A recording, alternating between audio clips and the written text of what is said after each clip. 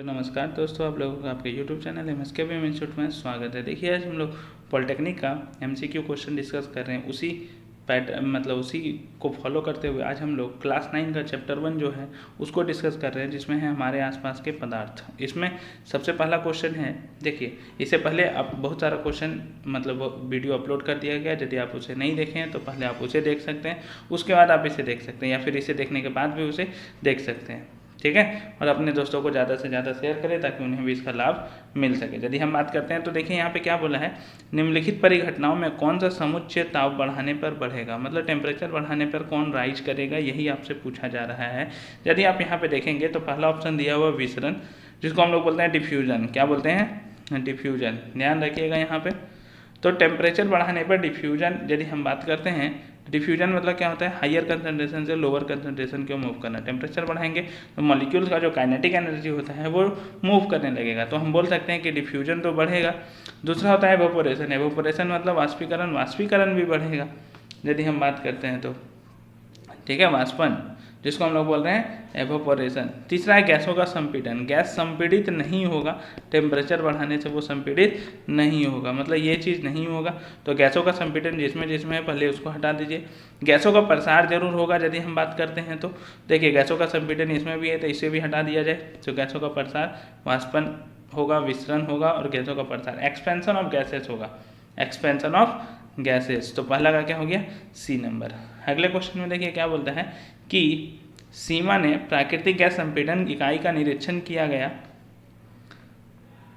तथा पाया कि ताप एवं दाब की विशेष परिस्थितियों में गैस को द्रवित किया जा सकता है। अपने अनुभवों को मित्रों के साथ बांटते हुए वह भ्रमित हो गई। द्रवण के लिए परिस्थितियों के लिए सही समुच्चय को पहचानने में उसकी मदद कीजिए। तो आपको सीमा का यहाँ मदद करना है। तो देखिए यहाँ पर क्या होता है कि आप टेम्परेचर को कम कीजिए और प्रेशर को बढ़ाते जाइए। टेम्परेचर को कम कीजिए, प्रेशर को बढ़ाते जाइए, तो उसके जो मॉलिक्यूल्स होते हैं दूर दूर वो धीरे धीरे किधर हो जाते हैं, पास आ जाते हैं। पास आने से वो गैस से किस में चेंज हो जाता है, लिक्विड में चेंज हो जाता है। तो वही बोला गया कि गैस को द्रवित कर दिया गया, लिक्विड कर दिया गया। तो ये कब देखने को मिलेगा? हम लोग को देखने को मिलेगा लो टेम्परेचर और हाई प्रेशर पे। वो कौन सा ऑप्शन है? निम्न ताप और उच्च दाब, low temperature and high pressure. ध्यान में रखना है, low temperature and high pressure दूसरा नंबर ऑप्शन है आपका।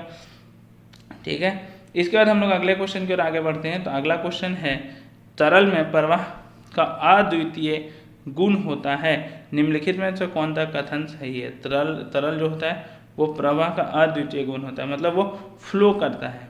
क्या करता है? फ्लो करता है। ठीक है, तरल मतलब होता है फ्लूइड, ध्यान में रखना है। क्या होता है? फ्लूइड, जो फ्लो कर सकता है। केवल गैसें तरल के समान व्यवहार करती है। तो यहाँ पे आपको ध्यान में रखना है, गैस और लिक्विड दोनों फ्लूइड की तरह बिहेव करती है। गैस और लिक्विड दोनों फ्लूइड की तरह बिहेव करती है। तो आपको कौन सा ऑप्शन दिख रहा है?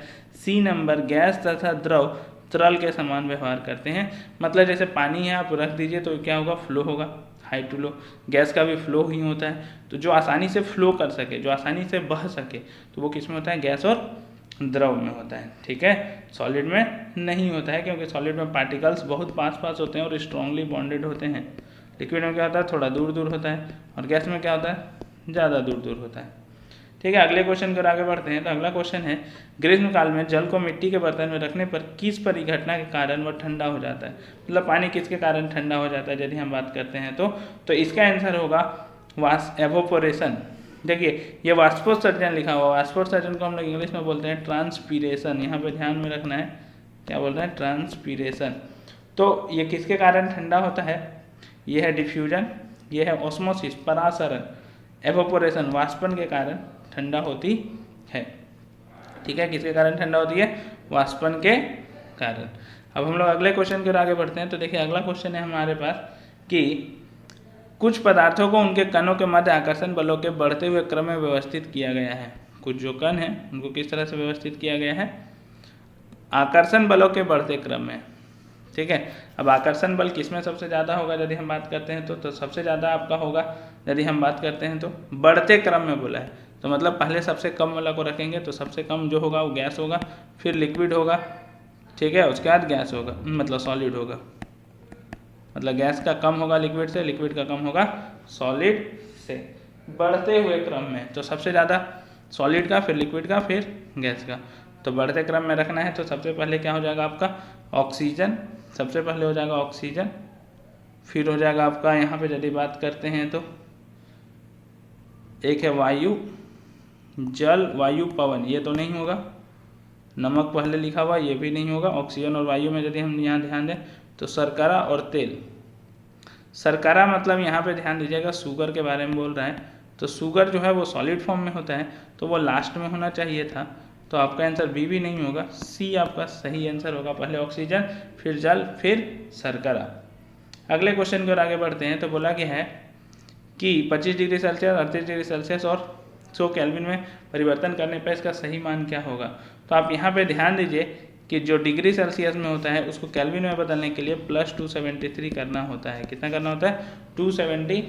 तो 273 सब में करते जाइए, तो 273 प्लस यदि हम 25 करेंगे तो 5 3 8 हो जाएगा और 7 2 9 298 हो जाएगा। तो 298 सब में है। अगले देखते हैं तो 273 में 38 ऐड करेंगे तो हम लोग का हो जाएगा यहाँ पे 8 3 11 के हाथ में 1, 7 3 10 11 के हाथ 311, 311। तो 311 देखिए सब में दिया ही नहीं है, एक ही में दिया गया है, तो अब एक ही नंबर ऑप्शन मारिए, आगे टिक करने का ज़रूरत ही नहीं है, वो ऑटोमेटिक सही हो जाएगा। ठीक है, आप निकाल के देख सकते हैं, जोड़ के देख लीजिए। अगले क्वेश्चन की ओर आगे बढ़ते हैं तो क्या बोलता है, देखिए निम्नलिखित में से सही कथन का चयन कीजिए। सही कथन का चयन करना है। ठोस का द्रव अवस्था से गुजरे बिना वाष्प में रूपांतरण वाष्पन कहलाता है। ठीक है, यहाँ पे ध्यान दीजिएगा, यहाँ पे जो वाष्पन का मतलब है वो है सब्लिमेशन। क्या है, नहीं ये नहीं होगा, आप यहाँ पे ध्यान दीजिएगा। वाष्प का द्रव अवस्था से, पहले क्या है ठोस का, देखिए ठोस है उसको द्रव अवस्था से गुजरे बिना गैस में जो चेंजेस हो जाता है उसको हम लोग बोलते हैं सब्लिमेशन। क्या बोलते हैं, सब्लिमेशन, या फिर बोलते हैं ऊर्ध्वपातन। यहाँ पे ध्यान दीजिएगा, ऊर्ध्वपातन बोलते हैं हम लोग। तो वाष्प का द्रव अवस्था से गुजरे बिना ठोस में रूपांतरण ऊर्ध्वपातन कहलाता है। वाष्प का द्रव अवस्था से गुजरे बिना ठोस में रूपांतरण हिमीकरण कहलाता है। हिमीकरण नहीं होगा, हिमीकरण मतलब होता है जमना। ठोस का द्रव में रूपांतरण ऊर्ध्वपातन कहलाता है, ये भी नहीं होगा। देखिए यहाँ पे यदि आप बात करते हैं तो यहाँ पे थोड़ा सा मिस्टेक हुआ है, यदि आप यहाँ पे देख सकते हैं तो। ठीक है, यहाँ पे प्रोसेस में समझने की कोशिश कीजिएगा। ठोस का द्रव में गए बिना गैस में जाना ऊर्ध्वपातन कहलाता है। यहाँ पे वाष्पन और ऊर्ध्वपातन लिख दिया है, तो आप यहाँ पे ध्यान दे सकते हैं कि देखिए ऐसे तो आप देखिएगा गैस से सॉलिड में जाना उसको हम लोग बोलते हैं निक्षेपण, निक्षेप हो जाना। क्या बोलते हैं, निक्षेपण। ठीक है, निक्षेप हो जाना बिना लिक्विड में गए हुए, या फिर उसे ऊर्ध्वपातन भी बोलते हैं हम लोग। तो इस ऑप्शन के अकॉर्डिंग यदि देखा जाए तो बी होना चाहिए इसका आंसर। वाष्प का द्रव अवस्था से गुजरे बिना ठोस में रूपांतरण ऊर्ध्वपातन कहलाता है, तो इसका आंसर बी हो जाना चाहिए यदि बात किया जाए तो। क्योंकि वाष्पन नहीं होगा, वाष्पन तो सिंपली यदि हम बात करते हैं तो वेपोराइजेशन होता है, उसमें लिक्विड से गैस में जाता है, ठोस डायरेक्टली गैस में कन्वर्ट नहीं होता है। ठीक है, तो ऊर्ध्वपातन होगा, सब्लिमेशन होगा, ये ध्यान में रखना है। अब प्रोसेस ध्यान में रखिए, यहाँ पे ध्यान में ये रखना है कि सॉलिड जब गैस में जाता है तो ऊर्ध्वपातन कहते हैं, गैस सॉलिड में जाता है तो भी ऊर्ध्वपातन ही कहलाता है। निक्षेपण दिया रहता है तो हम निक्षेपण टिक करते हैं, लेकिन यहाँ पे ऊर्ध्वपातन दिया गया है तो ऊर्ध्वपातन ही हम लोग यहाँ पे देखेंगे। उसके बाद अगले क्वेश्चन की ओर आगे बढ़ते हैं। तो अगला क्वेश्चन है आपके स्क्रीन पर, रुकिए 1 मिनट, आपके पास जो क्वेश्चन है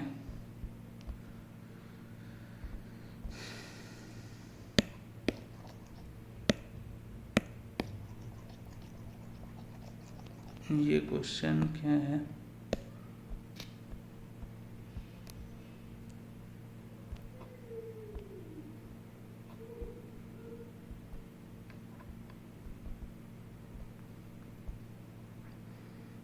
देखिए अब देखिए क्वेश्चन आपके स्क्रीन पर है, यहाँ पे क्या क्या बोला है। देखिए अगला क्वेश्चन,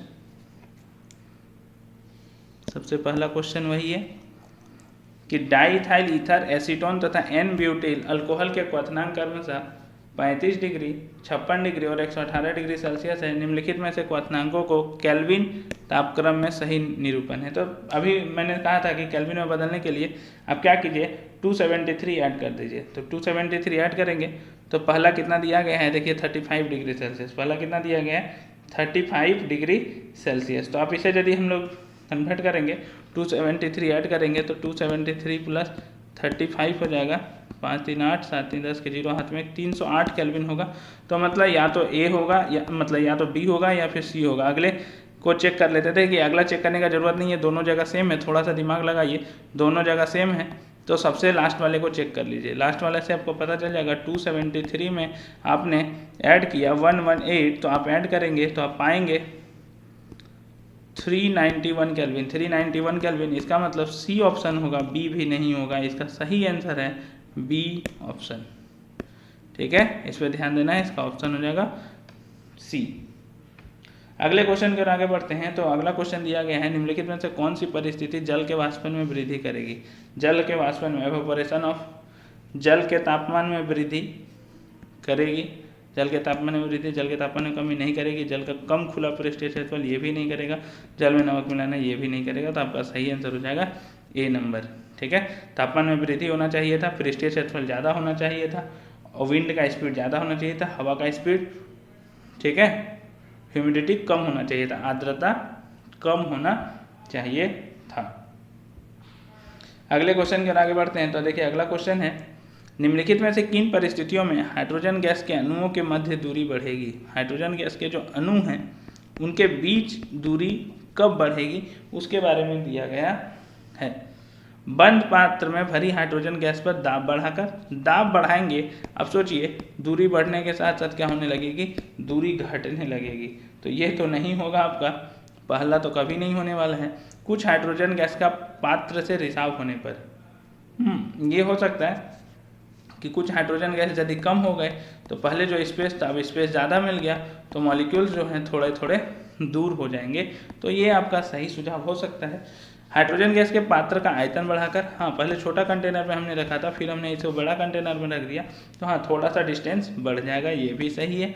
पात्र का आयतन बढ़ाए बिना पात्र में अधिक हाइड्रोजन गैस मिलाने पर, देखिए पात्र का आयतन आप बढ़ाए नहीं, पहले इतना था, अब और हाइड्रोजन गैस मिला दिए तो बढ़ेगा कहाँ से, ये तो और कम हो जाएगा, तो ये भी नहीं होगा। तो 2 और 3 जिसमें दिख रहा है वही सही आंसर होगा। तो आप पाएंगे कि सी नंबर इसका सटीक आंसर है, 2 और 3। ठीक है, इसी के साथ ये चैप्टर होगा यहाँ पे समाप्त। हम लोग फिर मिलेंगे अगले चैप्टर के साथ, अगले MCQ के साथ। तब तक के लिए धन्यवाद। आपको ये वीडियो कैसा लगा आप हमें कमेंट के माध्यम से बता सकते हैं।